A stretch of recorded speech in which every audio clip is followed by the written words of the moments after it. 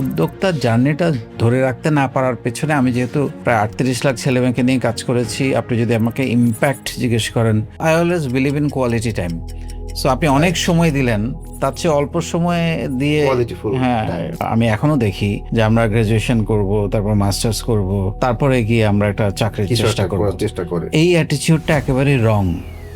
আপনি যখন ক্যারিয়ারে ঢুকে যাবেন 5-7 বছর পরে আপনি সিজিপিএ কত পেয়েছেন এটা কিন্তু কেউ জিজ্ঞেস ম্যাটার করবে করে না। না আসলে। জিজ্ঞেস করবে তুমি 5 বছর কি করেছো, আপনি কোন ইউনিভার্সিটি থেকে পড়েছেন এটাও কিন্তু ম্যাটার করবে না। আপনি বাংলায় প্রপারলি কথা বলেন, আপনাকে শুধু ইংলিশে কথা বললে আপনাকে স্মার্ট মনে করবে, ব্যাপারটা কিন্তু তা না। কিছু ভালো ইউনিভার্সিটি আছে যারা সত্যিকার অর্থে সেখানে লেখাপড়া হয়, বাট অর্ধেকের বেশি ইউনিভার্সিটিতে শুধু সার্টিফিকেট বিক্রি করা হয়।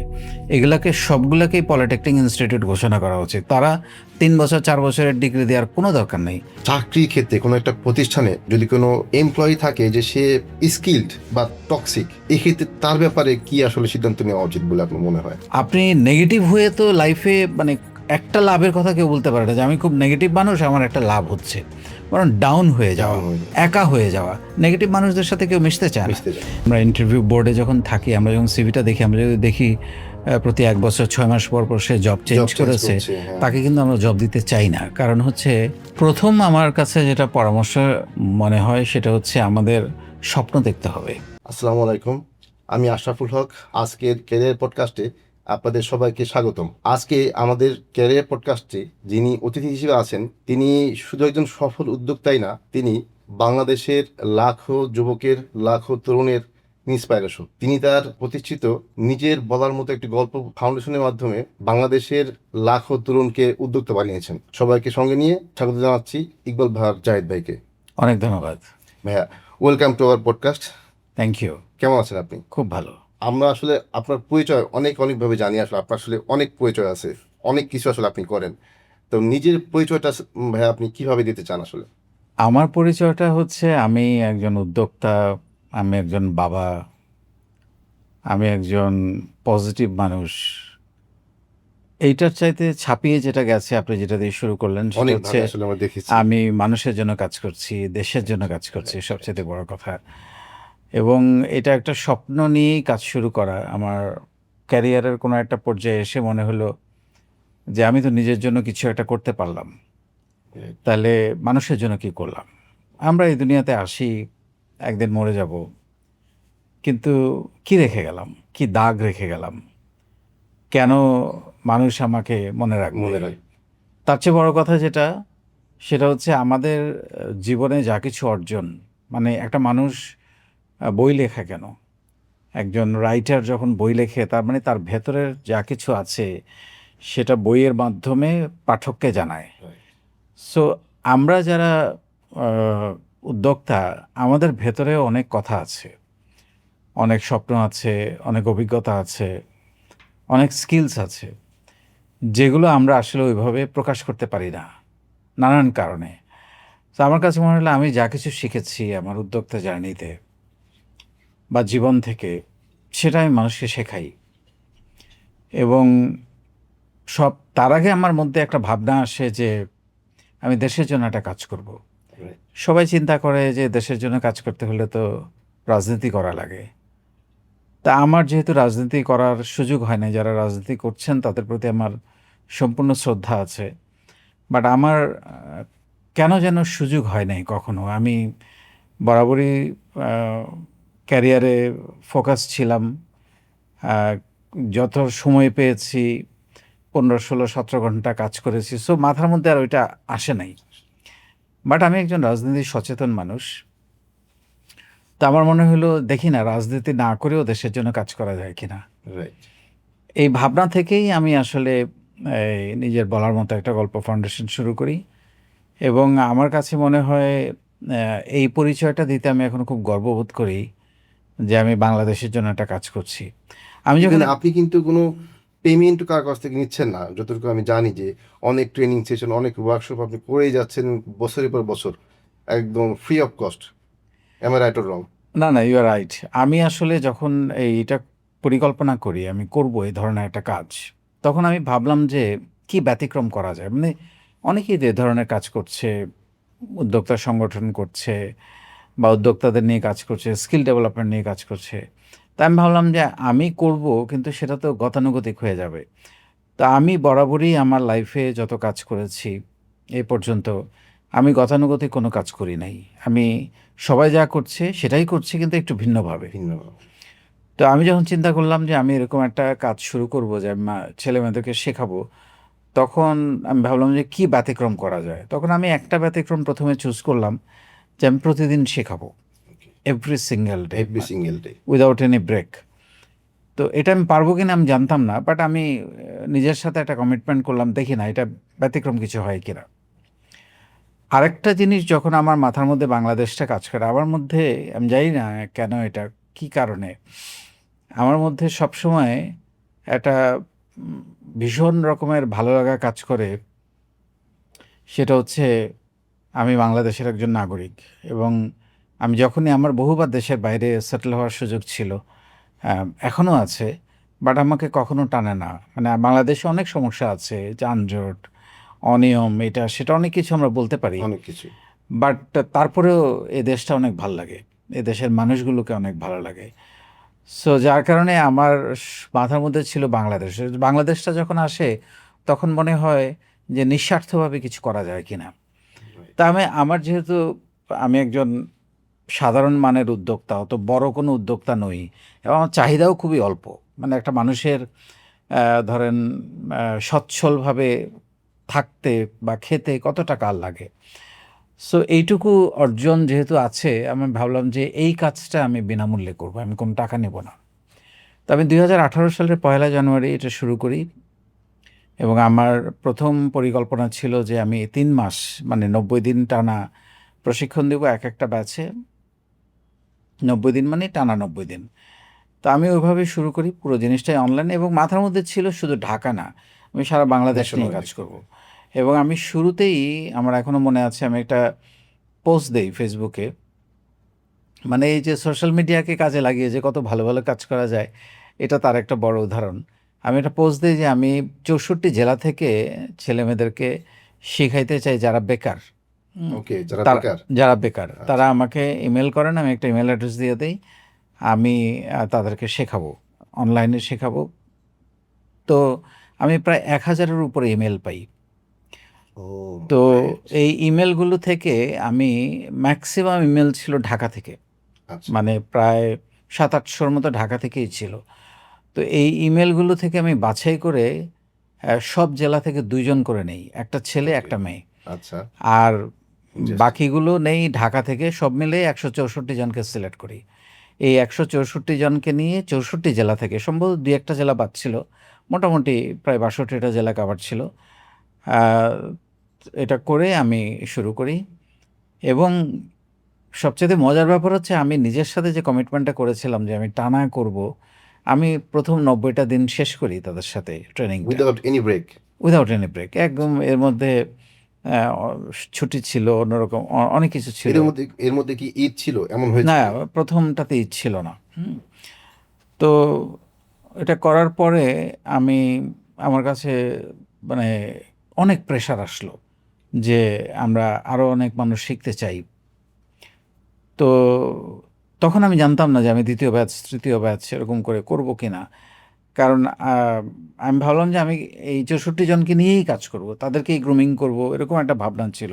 হুম, কিন্তু হুম, হুম। এরকম আরও হাজার হাজার মানুষ যে এটা আরো শেখার জন্য চাইবে। চাইবে, এটা আমার ধারণার মধ্যে ছিল না। তো যাই হোক, আমি দেখলাম যে প্রায় 6000 মানুষ জমা হয়ে গেছে 6,000 মানুষ। কোর্স শেষ Huge. করতে করতে, তারা শিখতে চায়। পরে তাদেরকে আমি নেই, দ্বিতীয় ব্যাচ শুরু করি পরের দিনই, জাস্ট প্রথম যে জাস্ট ব্যাচ, পরের দিন। পরের দিনই ওকে। দ্বিতীয় ব্যাচ, মানে কোনো ব্রেক দেই নেই, দ্বিতীয় ব্যাচ শুরু করি। তো এইভাবে করতে করতে করতে করতে আলহামদুলিল্লাহ আমাদের এখন 35 নম্বর ব্যাচ চলছে টানা, 35। 35। এক একটা ব্যাচ 90 দিন করে, 570টা কন্টেন্ট দিয়ে আমি তাদেরকে শেখাই এক একটা ব্যাচে। আমি যেই প্রশিক্ষণটা দেই, 15টা স্কিলস, উদ্যোক্তার মোটামুটি A to Z সব কাভার করে।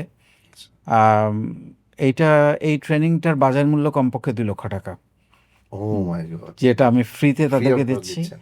এবং 164 জনকে নিয়ে যে যাত্রা শুরু করেছিলাম, শিক্ষার্থীদেরকে নিয়ে বাংলাদেশের 64 জেলা, 492টা উপজেলা, 50টা দেশের প্রবাসীরা আমার সঙ্গে কানেক্টেড, প্রবাসীরা কানেক্টেড। প্রবাসীরাও। আমার শিক্ষার্থীর সংখ্যা এখন 38 lakh. 38 lakh. Yes, 3.8 million. It's huge. আলহামদুলিল্লাহ, আলহামদুলিল্লাহ, মাশাআল্লাহ। তো ভাই আপনি তো উদ্যোক্তা নিয়ে কাজ করেন, এই কাজ করতে গিয়ে উদ্যোক্তারা আসলে সফল না হওয়ার পিছনে কি কি কারণ থাকে? অনেকে কিন্তু সফল হয় না শেষ পর্যন্ত। না, এটা একটা হয় কি, ধরেন ইদানিং একটা ট্রেন্ড তৈরি হয়েছে, অনেকে উদ্যোক্তা হতে চায় Right, নানান কারণে, right, অনেক রকমের সুযোগ সুবিধা তৈরি হয়েছে, বা একজন আরেকজনকে দেখে তৈরি হচ্ছে। আর সবচেয়ে বড় সমস্যা হচ্ছে বেকারত্ব। আপনি জানেন যে প্রত্যেক বছর প্রায় 8 থেকে 10 লাখ গ্র্যাজুয়েট বের হয় পাশ করে, চাকরি আছে মাত্র 2 লাখ, 50,000 সরকারি আর 1.5 লাখ হচ্ছে বেসরকারি। তাহলে বাকি 6 থেকে 8 লাখ শিক্ষার্থী কিন্তু বেকার। বেকার। এছাড়া আবার নন ফর্মাল এডুকেশন থেকেও, তবে তারা কম বেকার, কম্পারেটিভলি শিক্ষিত বেকারের সংখ্যা তারা বেশি। কিছুটা স্কিল নিয়ে গ্রো তারা করে কিছু আর না কি। কিছু করছে, কিছু না কিছু করছে, তারা বিদেশে যাচ্ছে বা ছোটোখাটো বিভিন্ন কাজ করছে। আমাদের পড়াশোনা আমরা যারা করি, গ্র্যাজুয়েশন করি, মাস্টার্স করি, তাদের আবার একটু চাইলে যে কোনো কাজ তারা করতে চায় না, যদি আমি এটাকে সাপোর্ট করি না। আমি মনে করি যে কোনো কাজই হচ্ছে কাজ, আমার নিজের কাজ। আমি গ্র্যাজুয়েশন করে যদি হাঁস পালন করি, গরু পালন করি বা মাছ চাষ করি, এটাকে ছোট করে দেখার কিছু নাই, রাইট, কারণ এটা তো আমার নিজের কাজ। আমি তো নিজের কাজ। কোনো অন্যায় করছি না, ভিক্ষাবৃত্তি করছি না, বা কাউকে ঠকাচ্ছি না। সো এইটার একটা কারণ যে অনেকে উদ্যোক্তা হয়। উদ্যোক্তার জার্নিটা মানে ধরে রাখতে না পারার পেছনে, আমি যেহেতু প্রায় 38 লাখ ছেলেমেয়েকে নিয়ে কাজ করেছি, আপনি যদি আমাকে ইম্প্যাক্ট জিজ্ঞেস করেন, আমরা এই পর্যন্ত প্রায় 1,40,000 উদ্যোক্তা তৈরি করেছি আচ্ছা, আলহামদুলিল্লাহ। এইখান থেকে। তো যারা আমার নেটওয়ার্কের মধ্যে আছে, যাদেরকে নার্সিং করছি বিভিন্নভাবে, ঝরে যাওয়ার আমার কাছে প্রথম যে কারণটা মনে হয়েছে, একটা হচ্ছে যে না জেনে শুরু করা, না শিখে আচ্ছা, শুরু আচ্ছা, করা, না শিখে শুরু করা। কপি করা। যে ও একটা কিছু করেছে, আমি একটা আমি এটা করে ফেলি। শুরু করলাম, কিন্তু হুম, হুম, হুম। সবগুলো ট্রিক্স বা ওয়ে বা বিজনেস প্রসেস। প্রপারলি জিনিসটা না জেনে শুরু করা, এটা হচ্ছে একটা কারণ ঝরে যাওয়ার। আরেকটা কারণ হচ্ছে মার্কেট রিসার্চ না করে শুরু করা। একটা তো হলো শিখতে হবে, আরেকটা হলো আপনি যে প্রোডাক্টটা নিয়ে কাজ করতে চাচ্ছেন বা সার্ভিসটা নিয়ে, এটা কাস্টমার কেন কিনবে, ওয়াই, হয়, এই হোয়াইয়ের উত্তরটা না জেনে যখন শুরু করে, শুরু করে দেয়। তখন সে ফেল মারে। 3 নাম্বার কারণ আমার কাছে যেটা মনে হচ্ছে, ধৈর্যের অভাব। হ্যাঁ, অনেকের মধ্যে একটা টেন্ডেন্সি আছে যে খুব দ্রুত শর্টকাটে কিছু করা শর্টকাটে যায়। কিছু করে দিতে চায়। তো আসলে বিজনেস শর্টকাটে, বা বিজনেস কেন, যে কোনো ক্যারিয়ার শর্টকাটে কিছু আসলে অ্যাচিভ করা সম্ভব নয়। তার জন্য প্রচুর ধৈর্য দরকার, লেগে থাকতে হয়, এবং এটার পেছনে শ্রম দিতে হয়। যেমন আমি শুরুতে আপনাকে বলছিলাম যে আমার উদ্যোক্তা জার্নির বয়স প্রায় 24 বছর। এই 24 বছরে প্রায় 15 থেকে 16 ঘন্টা আমি প্রতিদিন কাজ করি, ইনক্লুডিং ফ্রাইডে, এখনো? এখনও। তো হ্যাঁ, তার মানে এই না যে আমি বেড়াই না, হ্যাঁ, আমি বেড়াইও, আবার কাজও করি, সবই করি। যখন বেড়ানোর দরকার বেড়াইও, সেটা আমার কাছে ফুয়েলিং হিসেবে কাজ করে। আমি আড্ডাও দেই। অনেক প্রোগ্রাম, আমি তো মাসে 30 দিনের মধ্যে 20টা প্রোগ্রামে অ্যাটেন্ড করি, কমপক্ষে 20 দিন আচ্ছা, আচ্ছা। প্রোগ্রামে অ্যাটেন্ড করি। কিন্তু আবার আমি ঠিকই কাজ করি। যেমন আমি যদি একটা এক্সাম্পল দিই, কালকে রাত 3:30টার সময় আমার ঘুম ভেঙে গেছে হঠাৎ করে। হুম, হুম। তা এখন ঘুম ভেঙে গেছে, ঘুম তো আসছে না, কী করবো? তার টেবিলে বসে গেলাম, লেখালেখি শুরু করলাম। আমি যেহেতু বাহ! আমাকে রিসার্চ করতে হয়, লিখতে হয়, কন্টেন্ট তৈরি করতে হয়, বিভিন্ন কিছু ভাবতে হয়। সো আমার প্রায় 5টা বই এ পর্যন্ত বের হয়েছে। সো মানে এইভাবেই জিনিসগুলো হয়। আর সবচেয়ে বড় কথা, আমার বিজনেসের কাজ ছাড়াও নিজের বলার মতো একটা গল্প ফাউন্ডেশন আমাকে কিন্তু প্রতিদিন গড়ে 4 থেকে 5 ঘন্টা সময় দিতে হয়। এই সময়টা আমার হয়তো পরিবার থেকে কেটে, বা বিজনেস থেকে কেটে, বা আমি আমার কোনো অলস সময় আমি পার হুম, করি না, হুম, হুম। সেখান থেকে কেটে আমি এই টাইমটা দিচ্ছি। তো এতে কি আপনার ফ্যামিলি মেম্বারদেরকে সময় কম দেওয়া হয়ে যায় কি? এমন কিছু কিছু কি? বা হয়, তাদের কারণ কোনো অভিযোগ থাকে কিনা যে আমাদেরকে সময় দিতে পারছে না ছেলেপেলে আমার বা আমার তো বেশিরভাগ লাইভ, মানে রাত্রেবেলা যে লাইভগুলো আমি করি, 1.5 থেকে 2 ঘন্টা একটা লাইভ থাকে। এই লাইভগুলো বেশিরভাগ সময় আমার রাত্রেবেলা হয়, 9টার পরে, 9টা সাড়ে রাতের পর? 9টার পরে, 11টা সাড়ে 11টা পর্যন্ত। তো এটা তো পুরা ফ্যামিলি টাইম। তো এখন শুরুর দিকে কিছু কমপ্লেইন ছিল, যে তাহলে বাসায় আসা দরকার কি, এটা নিয়েই থাকো। কিন্তু পরে দেখলো যে এটাকে আর এই বান্দাকে আর চেঞ্জ করা যাবে না, ও ডিভোটেড। তো এখন ছেড়ে দিয়েছে, এনজয় করছে। তাই আমি বললাম যে হ্যাঁ ঠিক আছে, I always believe in quality time. So আপনি অনেক রাইট, সময় দিলেন, তার চেয়ে অল্প সময় দিয়ে। কোয়ালিটিফুল হ্যাঁ, টাইম, রাইট, হ্যাঁ, রাইট, রাইট। অ্যাবসলিউটলি। যারা ফ্রেশ গ্রাজুয়েট, আপনার কি মনে হয় যে ফ্রেশ গ্রাজুয়েটটা কি জব করবে নাকি উদ্যোক্তা হবে, কোনটা বেশি ভালো হয় আপনার না, মতে? প্রথম হচ্ছে আমাদের একটা মাইন্ডসেট আছে, এখান থেকে বের হয়ে আসা দরকার আমাদের তরুণ তরুণীদের। বা আমি এখনও দেখি যে আমরা গ্র্যাজুয়েশন করব, তারপর মাস্টার্স করব, তারপরে গিয়ে আমরা একটা চাকরির কিছু চেষ্টা একটা করব। করার চেষ্টা করে। এই অ্যাটিটিউডটা একেবারেই রং, আচ্ছা, খুবই রং। আমি মনে করি একটা ছেলে বা একটা মেয়েকে গ্র্যাজুয়েশন ফার্স্ট ইয়ার থেকেই কাজ শুরু করা উচিত। কারণ আমাদের বেকারত্বর মূল কারণ হচ্ছে দক্ষতার অভাব। আমরা বলি বাংলাদেশে প্রচুর বেকার মানুষ, কিন্তু আবার আমরা যারা ইন্ডাস্ট্রিতে আছি, আমরা যারা যারা চাকরি দিচ্ছে নিয়োগকর্তা, তারা আবার বলছে আমরা কিন্তু লোক পাচ্ছি না। স্কিল পিপল পাচ্ছে হ্যাঁ, না। তার মানে যে স্কিল, আপনি এরকম একটা লোক আমাকে দেখাতে পারবেন না তার মধ্যে মিনিমাম কিছু স্কিলস আছে এবং সে বেকার। আচ্ছা, তার মানে সে কিছু না কিছু করছে। তো তার মানে আমাদের যে সার্টিফিকেট, যে লেখাপড়া, যে সিজিএপি এর পিছনে যে ছোটা, ছোটা। হ্যাঁ, মানে আপনি একটা মডারেট রেজাল্ট করলে কিন্তু ঠিক আছে, আপনি যখন ক্যারিয়ারে ঢুকে যাবেন ৫-৭ বছর পরে আপনি সিজিপিএ কত পেয়েছেন এটা কিন্তু কেউ জিজ্ঞেস করবে ম্যাটার না। করে না আসলে। জিজ্ঞেস করবে তুমি ৫ বছর কি করেছো? আপনি কোন ইউনিভার্সিটি থেকে পড়েছেন এটাও কিন্তু ম্যাটার করবে না। গ্রামীণ ফোনের সিইও রাইট, কিন্তু রাইট। হাবিবুল্লাহ বাহার কলেজ থেকে না, আবু জর গিফারি কলেজ থেকে গ্র্যাজুয়েশন ও করেছে, তাই আচ্ছা, না? আচ্ছা। হুম, গ্রামীণ ফোনের সিইও। তো এখন আসলে এইভাবে, মানে আমাদের যেমন আমি নিজেও বাংলাদেশের ভালো কোনো ইউনিভার্সিটিতে বা বড় কোনো ইউনিভার্সিটিতে পড়ার চান্স পাই নাই। তো আলহামদুলিল্লাহ আমার প্রতিষ্ঠানে তো এখন সেই সব ইউনিভার্সিটির ছেলেমেয়েরা কাজ করছে। কাজ করছে। So right. It's a skills. দিন শেষে আপনার সার্টিফিকেট অবশ্যই দরকার, লেখাপড়া অবশ্যই দরকার, কিন্তু এটাই একমাত্র যোগ্যতা, এই অ্যাটিটিউড থেকে বেরোতে হবে। তো আমি মনে করি আমাদের ছেলেমেয়েদেরকে গ্র্যাজুয়েশন ফার্স্ট ইয়ার থেকে যে কাজটা করতে হবে সেটা হচ্ছে প্রথমেই যেটা করতে হবে নেটওয়ার্কিং করা। নেটওয়ার্কিং করতে হবে। মানে ক্লাব, ইউনিভার্সিটি যত বা কলেজের যত ক্লাব, পাড়ার যত ক্লাব, সেগুলোর ওকে, মধ্যে যুক্ত ওকে। থাকা। কারণ এই ভলেন্টিয়ারিংটা হচ্ছে খুবই গুরুত্বপূর্ণ এখনকার সময়ে। বিদেশেও এটাকে অনেক গুরুত্ব দেওয়া হয়। আমার ছেলে ওই যে অস্ট্রেলিয়াতে থাকে, তো ও যাওয়ার আগে আমি কিছুদিন এখানে কাজ করিয়েছি, বিভিন্ন ভলেন্টিয়ারিং করিয়েছি। এবং আমি যখন এই সার্টিফিকেটটা পাঠালাম, ওইখানে ওরা খুবই অ্যাপ্রিসিয়েট করলো এটাকে, এবং ওইটার তাই? কারণে ওর জব হয়ে গেল। ও হুম। আচ্ছা। তো ভলেন্টিয়ারিংটা খুবই ভলেন্টিয়ারিংয়ের সুবিধাটা কি জানেন?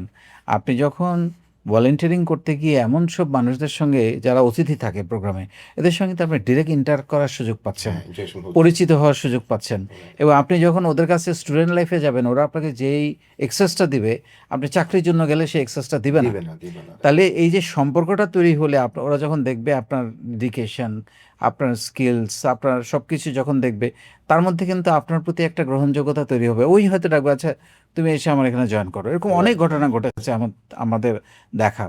সো প্রথমেই করতে হবে ভলেন্টিয়ারিং, তারপরে ২-৩টা স্কিল শিখে ফেলতে হবে। এবং বেসিক কিছু স্কিল, যেমন আমাদের ছেলেমেয়েদের সবচেয়ে বড় সমস্যা সেটা হচ্ছে আমরা বাংলায় কথা বলতে পারি না। রাইট। মানে কাউকে ওভাবে গুছিয়ে বা হ্যাঁ, প্রপার ওয়েতে কাউকে যদি কমিউনিকেট করতে জিজ্ঞেস পারে। করা হয় তোমার সম্পর্কে বলো, সে বাংলায় ২ লাইন বলে আর বলতে পারে না। তো আমার মনে হয় কথা বলতে পারা, মানে আমি যেটাকে বলি যে কথা বলার জড়তা কাটানো। রাইট। বাংলায়, আপনি বাংলায় প্রপারলি কথা বলেন। আপনাকে শুধু ইংলিশে কথা বললে আপনাকে স্মার্ট মনে করবে, ব্যাপারটা কিন্তু তা না। আপনি যদি সুন্দর করে বাংলায় কথা বলতে পারেন, আপনাকে অনেক বেশি স্মার্ট মনে করবে। কারণ আমাদের যারা শুনছি ওরা তো সবাই বাংলাদেশ। বাংলাদেশী। যেখানে বিদেশি আছে সেখানে আমি ইংলিশে কথা বলেন। সো বাংলায় কথা বলাটা শিখতে হবে, ইংরেজিতে কথা বলা শিখতে হবে। তারপরে আপনার বেসিক কিছু আইসিটি নলেজ থাকতে হবে। ওকে। আপনাকে টেক কম্পিউটারে সেভি হওয়া। সব ধরনের, হ্যাঁ, টেক হেভি হওয়া, টেক সেভি হওয়া। তারপরে হচ্ছে যে আপনার কিছু একটা টেকনিক্যাল স্কিলস আপনার থাকতে হবে। যেমন রাইট। ডিজিটাল মার্কেটিং বা গ্রাফিক বা হোয়াটএভার, যেটা যেকোনো একটা স্পেশাল হ্যাঁ, কোনো স্কিল। একটা স্পেসিফিক যেই ফিল্ডে আপনার পছন্দ সেই ফিল্ডের একটা স্কিলস। সেটা রান্নাও হইতে পারে, সেটা হুম, হুম। ইয়ে হইতে পারে, হোটেল ম্যানেজমেন্ট হইতে পারে, সেটা মার্চেন্ডাইজিং হইতে পারে, এনিথিং। সেটার উপরে একটা স্কিলস আপনার থাকা উচিত। সো এইগুলো করলে হবে কি, তার মধ্যে কনফিডেন্স তৈরি হবে। এবং আমি মনে করি যে থার্ড ইয়ার ফোর্থ ইয়ার এই টাইমটাতে তার পার্ট টাইম কাজ করা উচিত। এখন অনেকে চিন্তা করে পার্ট টাইম কাজ কোথায় পাবো, অভাব কিন্তু নাই, কিন্তু আমরা কি খুঁজি? সার্চ করতে হবে গুগলে ওইতে। আপনাকে দেখেন, পার্ট টাইম কাজের কথা আমি বলি, বাংলাদেশে বাণিজ্য মেলা হয়, বই মেলা হয়। এখন কিন্তু সবগুলো ফুড শপে, ফুড ইয়েতে আপনার কিন্তু পার্ট টাইম ছেলেমেয়েরা কাজ করে। আপনি দেখেন রাইট, হ্যাঁ আমি দেখেছি। যতগুলো শপিং মল আছে সেখানে যদি যান, তারপর অনেক রকমের শোরুম আছে সেখানেই হয়, সারা বছর বিভিন্ন মেলা হয়, সেখানে কিন্তু পার্ট টাইম ছেলেমেয়েরা কাজ করে। সো অনেক সুযোগ আছে, আপনি ফ্রিল্যান্সিং করতে পারেন ঘরে বসে পার্ট টাইম, অসুবিধা তো নাই। সো এই কাজগুলো আপনি যখন করবেন, করে যখন আপনি গ্র্যাজুয়েশনটা শেষ হবে, এবার আপনি সিভিটা লেখেন, আপনি কত কাজ তখন করেছেন। লেখার মতো অনেক কিছু তখন পেয়ে যাবে। আপনাকে কেউ ফ্রেশার বলবে? না, আচ্ছা, মাস্টার্স কেন করতে হবে? আমি আমার ক্যারিয়ারে, আমাকে তখন কেউ শেখায় নাই, আমার ক্যারিয়ারে গ্র্যাজুয়েশন করার 10 বছর পরে আমি মাস্টার্স করেছি। ও আচ্ছা। তো এখনকার ছেলেমেয়েদের আমি দেখি চট করে গ্র্যাজুয়েশন করে মাস্টার্স, তারপরে চাকরি খোঁজে। নো, মাস্টার ডিগ্রি আপনি পরে করেন, আপনার বিয়ে আটকে গেলে মাস্টার ডিগ্রি করেন, বা আপনি যদি শখ হয় যে আমার একটা মাস্টার ডিগ্রি থাকা দরকার, আপনি নাইটে করেন। কিন্তু রেগুলার মাস্টার ডিগ্রি করে তারপর আমি চাকরি খুঁজবো, এই মেন্টালিটিটা আমার মনে হয় দরকার নাই। তো আপনি যেটা বললেন, চাকরি বা ব্যবসা আপনার জন্য রেডি আছে কিনা, সেই যোগ্যতা আপনাকে স্টুডেন্ট লাইফেই তৈরি করতে হবে। তাহলে আপনি চাকরি করেন, ব্যবসা করেন, যেটাই করেন, যেটা আপনি সুযোগ পান সেটাই পেয়ে যাবেন। চাকরি পেলে চাকরি করবেন, আমি নিজেও চাকরি করে পরে উদ্যোক্তা হয়েছে, সমস্যা তো নেই। কিন্তু চাকরি তো নাই, তাহলে কি আপনি কি বসে থাকবেন? তাহলে আপনাকে সেই উদ্যোক্তা জার্নিটা শুরু করতে হবে। এবং আমি যে কাজগুলো বললাম, এগুলো যদি আপনি করে আসতে থাকেন স্টুডেন্ট লাইফে, চাকরি অথবা ব্যবসা আপনার জন্য রেডি হয়ে যাবে। ভাই, আপনার কি মনে হয় আমাদের যে বাংলাদেশের যে ইউনিভার্সিটিগুলো, এখানে কি কোনো স্কিল সেট শেখানোর মতো কোনো প্ল্যানিং আছে, বা অথবা বর্তমানে যে যে অবস্থা আছে, এতে কি আপনার মনে হয় যে না ঠিক আছে, কোনো স্কিল শিখতে পারছে না কি পারছে না, বা কি করলে ভালো হতো আসলে? মানে আমি এই কথাটা বললে অফেন্ডেড হয়ে যাবে কিনা আমি জানি না, আমি এই কথাটা অনেক জায়গায় বলেছি, আমি বলে যাব। আমি তো মনে করি বাংলাদেশে যেসব ইউনিভার্সিটিগুলো আছে তারা অর্ধেক বন্ধ করে দেওয়া উচিত। মানে কিছু ভালো ইউনিভার্সিটি আছে যারা সত্যিকার অর্থে সেখানে লেখাপড়া হয়, বাট অর্ধেকের বেশি ইউনিভার্সিটিতে শুধু সার্টিফিকেট বিক্রি করা হয়। এগুলাকে সবগুলোকেই পলিটেকনিক ইনস্টিটিউট ঘোষণা করা উচিত। তারা 3 বছর 4 বছরের ডিগ্রি দেওয়ার কোনো দরকার নেই, তারা 6 মাস থেকে 1 বছর বা 3 মাসের ডিগ্রি দিবে, এবং ওগুলা নিয়ে ছেলেপেলেরা বিভিন্ন স্কিল নিয়ে বের প্র্যাকটিক্যাল হবে, কাজ করবে। প্র্যাকটিক্যাল কাজ করবে। সো এইটাতে আমাদের যাওয়া উচিত। আমাদের হয় কি, মানে আমাদের এত কম্পিউটার সায়েন্স, এত বিবিএ, এত এগুলো দরকার নাই। আপনি, মানে আমার তো মনে হয় ইন্টারমিডিয়েট পাশ করার পর একটা 6 মাসের ডিপ্লোমা করে একটা ছেলে বা একটা মেয়েকে কাজে ঢুকে যাওয়া উচিত। সে রাত্রেবেলা গ্র্যাজুয়েশন করবে তার স্ট্যাটাসের জন্য, বা তার শেখার জন্য, লেখাপড়ার জন্য, বা রাত্রেবেলা মাস্টার্স করবে। সো ইউনিভার্সিটিগুলোতে বেসিক্যালি আমার কাছে এখন মনে হয়, হ্যাঁ, মানে আপনি যদি মডারেট অ্যাসপেক্টে বলেন, 4 বছরের কোর্স তারা করুক, তার মধ্যে 2 বছর হওয়া উচিত একেবারে hands on training, right, right. একেবারে একেবারে হাতে কলমে শেখা। যেটা আসলে ওইভাবে নিয়ে আসলে নাই, একেবারেই নাই, একদমই একেবারেই নাই। একদমই নেই, এটা আসলে 2-1টা ইউনিভার্সিটি ছাড়া একেবারেই নাই। সো ভাই, এবার একটু চাকরি প্রসঙ্গে আসি, যেহেতু আসলে বাংলাদেশে অনেক মানুষই চাকরি করছে বা করতে অনেকেই চায়। তো চাকরির ক্ষেত্রে কোনো একটা প্রতিষ্ঠানে আম, যদি কোনো এমপ্লয়ি থাকে যে সে স্কিল্ড বা টক্সিক, এক্ষেত্রে তার ব্যাপারে কি আসলে সিদ্ধান্ত নেওয়া উচিত বলে আপনার মনে হয়? মানে স্কিল্ড বা টক্সিক টাইপের এমপ্লয়ি? না, এখন শুরুতে বলে নেই, যারা চাকরি করতে চান বা চাকরি করেন তাদেরও দক্ষতা উন্নয়নের দরকার আছে। তারাও কিন্তু আমার এখান থেকে শিখতে পারেন, যেহেতু এটা ফ্রিতে 90 দিন ধরে রাইট, এখানে। Right, right. আমার এখানে অনেক ছেলেমেয়ে চাকরিতে ভালো করছে, সেলস, তাদের আগে থেকে সেলস ভালো হচ্ছে, তারপরে তাদের কমিউনিকেশন বেটার হচ্ছে, বেটার হচ্ছে। টিমে কাজ করা, তাদের অ্যাটিটিউডে অনেক পরিবর্তন আসছে। আপনি যেটা বললেন, তাদের অনেকের রাগ নিয়ন্ত্রণ হয়েছে, বুঝে শুনে তারা কথা বলে, কারণ আমি তাদেরকে ইমোশনাল ইন্টেলিজেন্স শেখাই। ভেরি আপনি যে প্রবলেমটা বললেন, এটা বেসিক্যালি ইমোশনাল ইন্টেলিজেন্ট। এটা আমাদের সমাজে কিন্তু এখন খুবই প্রকট, শুধু চাকরি না, সংসার করতে গেলেও কিন্তু এই ঝামেলাটা আছে। এবং এটা এটা বলে হচ্ছে যে টিমের মধ্যে কাজ করতে গেলে সবাই একরকম হবে না। হবে না। এখন আমি যদি চিন্তা করি যে সবাই আমার মতো হবে, হুম, হুম, হুম। এটা খুব মুশকিল। মানে সবাই আমার মতো হবে, এটা আশা করাটা খুবই মুশকিল, এবং এটা কখনো হয় না। হয় না। বরং আমরা যেটা করতে পারি সেটা হলো আমরা অ্যাডাপ্টেবিলিটি যেটাকে বলে, আমরা নিজেকে খাপ খাইয়ে ফেলতে পারি। খাপ খাইয়ে নেওয়া, হ্যাঁ, তো টক্সিক যে জিনিসগুলো মানে হচ্ছে ওই মানুষটা নেগেটিভ। নেগেটিভ। এখন আমি মনে করি যে একটা মানুষকে, নেগেটিভ মানুষকে সাথে নিয়ে, সে দক্ষ, তাকে আমার দরকার, দরকার। কিন্তু সে টক্সিক। সো এইটা বরং তাকে আমার পরিবর্তন করার সুযোগ তৈরি করে দেওয়া উচিত। হয় কি, আমাদের সমাজে আমরা যখন কাউকে কোনো কিছু ধরিয়ে দিতে চাই, আমাদের অ্যাটিটিউডটা হচ্ছে তাকে অপমান করে ধরিয়ে দেয়া, হ্যাঁ, সবার এটা সামনে আসলে ঠিক। ছোট করে। হ্যাঁ, এটা না করে তাকে আমরা 1 to 1 বসে কাউন্সেলিং করতে পারি, বোঝাতে পারি যে তুমি এই জায়গাটা ইমপ্রুভ করলে তুমি কিন্তু আরও বেটার করবা, তোমার এই জায়গাটাতে একটু ঝামেলা আছে, এটা নিয়ে একটু ভাবো। সো আমার মনে হয় যে এটা প্রপার কাউন্সেলিং এবং তাকে একটু ভ্যালু দেয়া, একটু সম্মান দেয়া। কারণ টক্সিক লোকজনদের মূল সমস্যাটা কিন্তু ইগো। রাইট। হ্যাঁ, এবং যে সে নিজেও অনেক পাত্তা পেতে চায়, আবার কাউকে পাত্তা দিতে চায় না। দিতে চায় না। সো আসলে দুনিয়াতে একটা কথা আছে, সম্মান দিলে সম্মান পাওয়া যায়। এক্স্যাক্টলি। আর সম্মান দিলে আপনি সম্মান পাবেন এটা এক্সপেক্ট করাও ঠিক না। মানে আমি যেমন ব্যক্তিগতভাবে সবসময় বলি যে বি দ্য গিভার। মানে তুমি মানুষের জন্য কাজ করো, তার বিনিময়ে কোনো কিছু প্রত্যাশা করো না। যদি পাও সেটা বোনাস, কিন্তু আমি কিছু করছি তার মানে আমাকে ইন রিটার্ন কিছু একটা পেতে হবে, এই অ্যাটিটিউডটা মানুষকে ফ্রাস্ট্রেটেড করে। হ্যাঁ, তুমি যখন এক্সপেকটেশনের ছাড়া কিছু পেয়ে যাবা, সেটা তোমাকে অনেক বেশি এনথুসিয়াস্টিক করে এবং অনেক হ্যাপিনেস তৈরি করে। তো আমার কথা হলো যে একটা মানুষের মাইন্ডসেট, এগুলো নিয়ে অনেক রকমের কিছু প্র্যাকটিস আছে। যে প্রথম কথা হলো যে তার প্রবলেমটা তাকে ধরায় দিতে হয়। অনেক সময় দেখবেন কিছু মানুষের মুদ্রা দোষ আছে, কথার মাঝখানে কিছু শব্দ বলে, কিন্তু সে জানে না সে যে বলছে, সে কিন্তু বলে যাচ্ছে, সে কখনো নিজের কানে যে নেগেটিভ ইফেক্ট হচ্ছে, হ্যাঁ, আর সেটা বুঝতে পারছে সে বুঝতে পারছে না, কারণ তাকে সেটা কেউ ধরিয়ে দিচ্ছে না। তো এখন তাকে অপমান করে বা ছোট করে ধরিয়ে দিলে তো হবে না, তাকে এই বিষয়ে কি কাছে আপনি নিয়ে। আপনার ট্রেনিং এ অথবা কোর্সে কোনো লেসন থাকে? Absolutely, absolutely, Great. এটা বেসিক জিনিস। হ্যাঁ, আপনি তো উদ্যোক্তা হবেন, চাকরি করবেন, ওটা তো পরে। আগে তো আপনার অ্যাজ এ হিউম্যান বিং আপনার ভালো বেসিক মানুষ হতে হবে। বেসিক জিনিসগুলো তো আপনাকে ঠিক থাকতে হবে। আপনি কাউকে ঠকাবেন না, আপনি কারো হক নষ্ট করবেন না, কারো মনের কষ্টের কারণ হয়ে দাঁড়াবেন না, কাউকে আঘাত করবেন না, মানুষকে সম্মান করবেন, সৎ পথে রোজগার করবেন, এরকম বেসিক জিনিসগুলো তো খুব দরকার, এছাড়া তো লাভ নাই। আর তারপর সবচাইতে বড় যেটা দরকার সেটা হলো পজিটিভ হওয়া।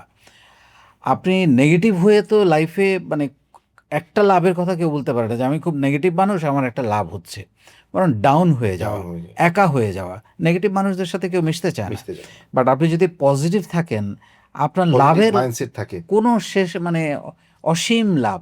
আপনার সঙ্গে সবাই কথা বলতে পছন্দ করবে, নেটওয়ার্ক করতে পছন্দ করবে, বন্ধুত্ব করতে পছন্দ করবে, আপনার সঙ্গে মিশতে পছন্দ করবে। সো এবং আপনার নিজের একটা ভালো লাগা তৈরি হবে, আপনি স্পোর্টি থাকবেন, আপনার মধ্যে কখনো ডাউন ফিল হবে না, আপনি প্রোডাক্টিভিটি বেড়ে যাবে, আপনি অনেক কাজ করতে পারবেন। সো আমরা অনেক সময় বলি না যে আমার মন খারাপ, হ্যাঁ, মানে নানান কারণে আমাদের মুড সুইং হয়, ও এটা বলেছে এই জন্য আমার মন খারাপ। আরে বাবা, ও এটা বলেছে, আপনার মন খারাপ কেন হবে? মানে আপনি আমাকে কিছু বলেছেন, এটা তো আপনার সমস্যা, আমার সমস্যা না। আমার মন খারাপ হবে কেন? মানে এটা তো আপনার মুখ দিয়ে বের হয়েছে, আমার মুখ দিয়ে তো বের হয়নি, আমি নিচ্ছি কেন সেটা? তো এটা আপনার মানে কন্ট্রোল, আপনার না, এটা আপনার দৃষ্টিভঙ্গি। আপনি হয়তো আমাকে এইটুকুই দেখছেন না, আমার পিছনে ডানে বাঁয়ে তো আপনি দেখছেন না, আমার সব কিছু তো আপনি জানেন না। আপনার বিচারটা আপনি আমাকে যতটুকু জানেন অতটুকুর মধ্যে। তো আমরা অনেক সময় সোশ্যাল মিডিয়াতে কোনো একটা কিছু দেখলে, কমেন্ট দেখলে বা দেখলে, নেগেটিভ কিছু দেখলে আমাদের মন খারাপ হয়ে যায়। কেন ভাই? আপনি দেখেন না, আপনি যেটা দেখবেন না এটা নিয়ে তো মন খারাপ করতে পারতেন, আপনি এগুলো দেখতে যান কেন? আমরা আবার খুঁচিয়ে দেখতে যাই এগুলা। সো এখন আমার কাছে এটার একটা সুন্দর উদাহরণ আছে, যেমন আপনি যখন রাস্তা দিয়ে যান, আপনি যে ডাস্টবিনটা দেখেন ওটার দিকে কি খুব মনোযোগ দিয়ে তাকিয়ে থাকেন? নাকে হাত দিয়ে অন্যদিকে ঘুরে দ্রুত স্থান করে ত্যাগ করেন। সো নেগেটিভ জিনিসকে এভাবে দেখতে হবে, ইউ ডোন্ট সি দ্যাট, দেখার কোনো দরকার নেই। থ্যাংক ইউ, অনেক ভালো লাগলো। আরেকটি বিষয় ভাই জানতে চাচ্ছিলাম, সেটা হচ্ছে যে চাকরির ক্ষেত্রে যখন মানুষ কোনো একটা কোম্পানি জব চেঞ্জ করবে, কখন সে আসলে বুঝতে পারবে যে এখন তার জবটা চেঞ্জ করা দরকার? এই চেঞ্জ করার সময়টা আসলে এখন হয়েছে? এইটা আমি মনে করি যারা চাকরি করেন তাদের জন্য খুবই গুরুত্বপূর্ণ একটা প্রশ্ন। কারণ আমরা যখন সিভি পাই, যখন কাউকে ইন্টারভিউতে ডাকি বা আমরা ইন্টারভিউ বোর্ডে যখন থাকি, আমরা যখন সিভিটা দেখি, আমরা যদি দেখি প্রতি ১ বছর ৬ মাস পর, পর সে জব চেঞ্জ জব চেঞ্জ করেছে, করছে, হ্যাঁ। তাকে কিন্তু আমরা জব দিতে চাই না। কারণ হচ্ছে নিয়োগকর্তা সবসময় চিন্তা করেন যে ও স্টেবল কিনা। রাইট। স্টেবিলিটি কিন্তু খুব ইম্পর্ট্যান্ট। আর একটা Very মানুষ একটা প্রতিষ্ঠানে ২ থেকে ৩ বছর মিনিমাম কাজ না করলে তার কিন্তু শেখাও হয় না। ইন ডেপথ নলেজটাও তৈরি হয় না। লিডারশিপ কোয়ালিটি তৈরি হয় না। টিম ম্যানেজমেন্ট হয় না। তো সেই জন্যে এই স্ট্যাবিলিটি খুব গুরুত্বপূর্ণ। কারণ একটা এমপ্লয়ি যখন কোনো একটা প্রতিষ্ঠানে জয়েন করে, সে কিন্তু ডে 1 থেকে সে আউটপুট দিতে পারে দিতে না। পারে না। তাকে ২-৩ মাস তাকে ট্রেনিং, রাইট। তার পেছনে সময় দিতে হয়, ইনভেস্টমেন্ট করতে হয়। ৩ মাস ৪ মাস পরে গিয়ে সে আউটপুট দেওয়া শুরু করে এবং ৬ মাস ১ বছর পরে গিয়ে সে ফুল ফ্লেজেড আউটপুট দিতে থাকে। রাইট। তো সেই জন্য আমি ব্যক্তিগতভাবে সাজেস্ট করব যে কোনো একজন মানুষকে মিনিমাম ৩ বছর পর জব সুইচিংয়ের চিন্তা করা উচিত। যদি অন্য কোনো ঝামেলা না থাকে, বেতন পাচ্ছে না বা ওই যে এনভায়রনমেন্ট প্রবলেম হচ্ছে, অ্যাডজাস্ট করতে পারতেছে না, সেগুলো না হলে ক্যারিয়ার গ্রোথের জন্য মিনিমাম ৩ বছর। কারণ এই স্ট্যাবিলিটিটা পরের নিয়োগকর্তা পছন্দ করবে যে হ্যাঁ, ও ৩ বছর কাজ করছে। রাইট। কিন্তু এর কম হলে আপনাকে নিয়ে একটা মানে ২ বছরের কম যদি হয়, আপনাকে নিয়ে একটা সন্দেহ তৈরি হবে। Right, right. এটা আসলে কিন্তু সেও পারবে না কোম্পানিকে ভালো কিছু আউটপুট দিতে, আর কোম্পানি থেকেও ভালো কিছু নিতে পারবে না। সো ভাইয়া, যারা চাকরি হোক বা ক্যারিয়ার, অনেক কিছু আমরা আলোচনা করলাম আর কি। সো আপনার তরুণ যারা উদ্যোক্তা আছে অথবা যারা তরুণ বাংলাদেশে আছে আর কি, এদের জন্য আপনি যদি একটা পরামর্শ দেন, তাদের আসলে লাইফ চেঞ্জ করার মতো এমন কিছু যদি দেন পরামর্শ। প্রথম আমার কাছে যেটা পরামর্শ মনে হয় সেটা হচ্ছে আমাদের স্বপ্ন দেখতে হবে। মানে আমরা না কখনো কখনো মনে হয় যে আমি স্বপ্ন দেখব, এটা তো আমার পক্ষে পসিবল না। আমি সবসময় বলি যে আপনি স্বপ্নটা বড় করে দেখবেন, শুরু করবেন ছোট করে, কিন্তু স্বপ্নটা হবে অনেক বড়। এবং স্বপ্নটা শুধু দেখলে হবে না, স্বপ্নটা লিখে ফেলতে হবে। এগুলার কিন্তু সাইকোলজিক্যাল কিছু ইফেক্ট আছে। এফেক্ট আছে। আমার এখনও মনে আছে, আমি কথাগুলো বলছি আমার নিজের জীবনের জার্নি থেকে। আচ্ছা। আমি যখন গ্র্যাজুয়েশন ফার্স্ট ইয়ারে, আমি তখন আমার ডায়েরিটা এখনও আছে আমার টেবিলে, 18টা স্বপ্ন লিখেছিলাম যে আমি এটা করতে চাই। You will be surprised to know আমি প্রায় 16টা বাস্তবায়ন করেছি আমার 16টা লাইফে। বাস্তবায়ন হয়ে হ্যাঁ। গেছে। গ্রেট। তো এটার মূল কারণ হচ্ছে এটা ঠিক তো যে আপনি কিন্তু ওই সময় বসে এই 18টা স্বপ্ন লিখতে পারছিলেন। That is very important. That is very important. Very. এই জন্য আমি বলছি লেখার একটা ইম্প্যাক্ট, কারণ এই লেখাটা সবসময় আমার চোখের সামনে ছিল। হ্যাঁ, আমি হয়তো ভেবেছি যে কোনোটা আমার 2 বছর 3 বছরের মধ্যে হবে, সেটা হয়তো আমার কখনো কখনো হতে 10 বছরও লেগেছে, বাট হয়েছে। তো এখন তার মানে কি, লেগেছিলেন হয়তো আপনি হ্যাঁ, পিছনে। স্বপ্নের পেছনে আপনাকে যেটা করতে হবে, টাইম লাইনটা লিখতে হবে যে আমি এটা এতদিনের মধ্যে করতে চাই। কারণ আপনি যদি টাইম লাইন না লেখেন, ওটা কখনো গোলে পরিণত হবে না, স্বপ্নে থেকে যাবে। তো স্বপ্ন দেখাটা খুবই গুরুত্বপূর্ণ। 2 নাম্বার যেটা, সেটা হচ্ছে সাহস করা দরকার। আমাদের অনেকেরই নানান কারণে সাহসের খুব অভাব।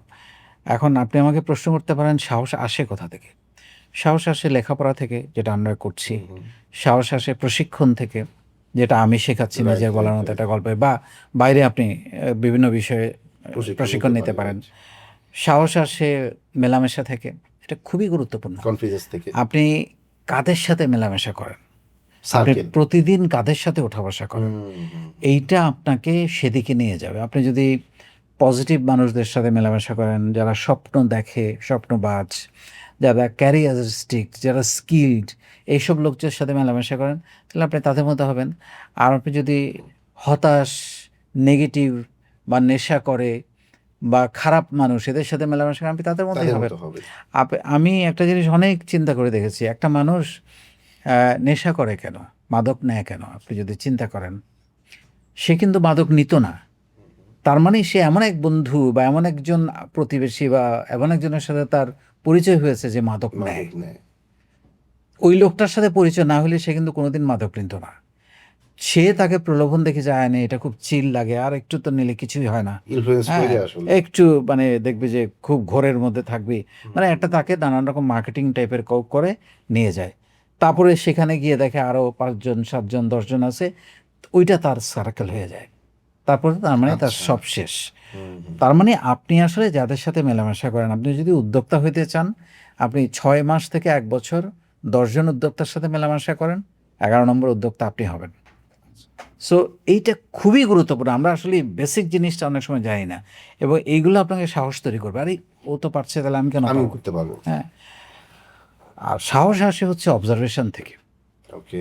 আমরা অনেক কিছু এরকম অবজারভেশন বলতে কি? অবজারভেশন মানে আপনার মনের মধ্যে প্রশ্ন তৈরি হতে হবে। ওকে। আমরা কিন্তু কোনো একটা কিছু দেখি, প্রশ্ন তৈরি হয় না। আমি সেদিন কোনো একটা আহ, আলোচনা সবাই বলতেছিলাম যে আমি যখন গ্র্যাজুয়েশন করি, আমি তখন ওই যে শাহবাগ টিএসসিতে যেতাম, বিভিন্ন প্রোগ্রাম দেখতে, রমনাতে যেতাম। তখন এটা ছিল ইন্টারকন্টিনেন্টাল, মাঝখানে ওদের উপসী বাংলা, এখন আবার ইন্টারকন্টিনেন্টাল হয়েছে। সো ইন্টারকন্টিনেন্টালের সামনে দিয়ে হেঁটে যেতাম, হেঁটে ওই দিকে যেতাম। যাওয়ার সময় আমি ওটার দিকে তাকিয়ে, বিল্ডিংটার দিকে তাকিয়ে চিন্তা করতাম, তখন ওটা ঢাকায় একমাত্র 5 স্টার হোটেল, আরেকটা ছিল সোনারগাঁ। তো তাকিয়ে বলতাম, এখানে যদি একদিন ঢুকে 1 কাপ কফি খেতে পারতাম বা একদিন একটা ডিনার করতে পারতাম, এরকম ভাবতাম আমি। এই অবজারভেশন থেকে কিন্তু একটা ড্রিম তৈরি হয়ে গেছে। এক্স্যাক্টলি। কিন্তু আমার তো তখন পকেটে টাকা ছিল না যে আমি ওইটুকু বা ওখানে ঢোকার মতো সাহস আমার নেই। কিন্তু ওই ঘটনা ঘটার জন্য কিন্তু 5-7 বছরও লাগে না, এর মধ্যেই ঘটেছে। হ্যাঁ, ওখানে ঢুকতে পেরেছি। সো তারপর তো এটা একটা মানে ইজি ব্যাপার হয়ে গেছে। তো ব্যাপারটা হচ্ছে যে এই যে আপনাকে সেটা চিন্তা করতে হবে, সেটা মাথার মধ্যে আনতে হবে এবং অবজারভেশনের সবচাইতে বড় যে জিনিসটা সেটা হচ্ছে আপনার মধ্যে প্রশ্ন তৈরি করতে হবে যে এটা কি, এটা কোথায় পাওয়া যায়, কেন পাওয়া যায়, কীভাবে পাওয়া যায়, এটা আমি কীভাবে অ্যাচিভ করব। এই প্রশ্নগুলো যখন তৈরি হবে, আপনার মধ্যে সাহস তৈরি হবে। আরেকটা জিনিস হচ্ছে অ্যাকশন। আমরা অনেক স্বপ্ন দেখি, হয়তো কিছু স্কিলসও আছে, শিখেছি, কিন্তু আমরা অ্যাকশনে যাই না। এবং এটাই সবচেয়ে বেশি হয় আসলে। এটার সবচাইতে বড় উদাহরণ আমি নিজে এটা একসময় নিজের মধ্যেও দেখেছি। সেটা হচ্ছে আমি চিন্তা করলাম যে আমি প্রতিদিন সকালে দৌড়াবো, হাঁটবো। কেটস কিনলাম, ট্রাউজার কিনলাম, অনেক কিছু করলাম, প্রিপারেশন রেডি। সব রেডি। সকালবেলা ঘুম থেকে উঠতে পারি না। আচ্ছা উঠলাম, এরপর একটা অ্যালার্ম দিলাম, অ্যালার্ম দিয়ে উঠলাম। ওঠার পরে আচ্ছা আজকে বৃষ্টি, কালকে রোদ, গতকাল অনেক রাতে ঘুমিয়েছি, না আজকে ভালো নেক্সট লাগছে না। ভাল লাগছে না। তো তখন আমার ওই যে নিজে বলার মতো গল্প কাজে লাগলো যে আমি তো এখানে প্রতিদিন পড়াই, তাহলে I will do it everyday, and I am doing it everyday. আজকে সকালেও করেছি। সো আজকেও করেছেন? Everyday, no break. Okay. So এইটা হচ্ছে মানে আপনার অ্যাকশন। আমাদের এই অ্যাকশনে অনেক ঝামেলা আছে। আমরা আবার শুরুও করি, অনেক সময় ধরে রাখতে পারি না। ওই কয়দিন হাঁটার পরে দেখা যাচ্ছে কনসিস্টেন্সি হচ্ছে না, থাকে না। কনসিস্টেন্সি নেই। একটা কাজ করছি, কতদিন পরে সেটা থেকে বেড়ে এটা দিয়ে বোধহয় আমাকে হবে না। তার মানে আমি যদি বলি যে ড্রিম, অবজারভেশন, কনসিস্টেন্সি, অ্যাকশন সবকিছু মিলিয়ে আসলে খুব একটা খুব ভালো গুরুত্বপূর্ণ। ভালো এবং এই আউটকাম আসবে। সবগুলো জিনিস অ্যাকশনের পরে যেটা অ্যাকশনের সঙ্গে সম্পর্কিত সেটা হলো লেগে থাকা। মানে আপনি যদি খুব সহজে গিভ আপ করেন, আমার কাছে মনে হয় কোনো কিছু অ্যাচিভ হয় না। আমি আজকে লেগেছিলাম বলেই 164 জন থেকে 3.8 মিলিয়ন এবং ফুললি অর্গানিক। সো এটার মূল কারণটাই হচ্ছে এবং আপনাকে ডেফিনেটলি ভ্যালু তৈরি করতে হবে। আর আমি এমন একটা জিনিস দিচ্ছি, সেটা যদি ভ্যালু তৈরি করতে না হইতো, সেটা তখন তো যদি মানুষ ইম্প্যাক্ট আসলে তৈরি না হইতো, তাহলে কিন্তু এটা এতদিন টিকে থাকতো নিবে না। না, টিকে থাকবে না। Right, right. তো থ্যাংক ইউ ভাই, আসলে আজকে আপনার কাছে আমরা অনেক কিছু জানতে পারলাম, শিখতে পারলাম। আশা করি আমাদের অডিয়েন্সের জন্য অনেক কাজে দেবে থ্যাংক ইউ। ইনশাল্লাহ। ইনশাল্লাহ নেক্সট আরো ভালো কিছু জানবো আপনাদের কাছ থেকে এবং আবার দেখা হবে ইনশাল্লাহ আপনার সাথে। আপনাকে অনেক ধন্যবাদ।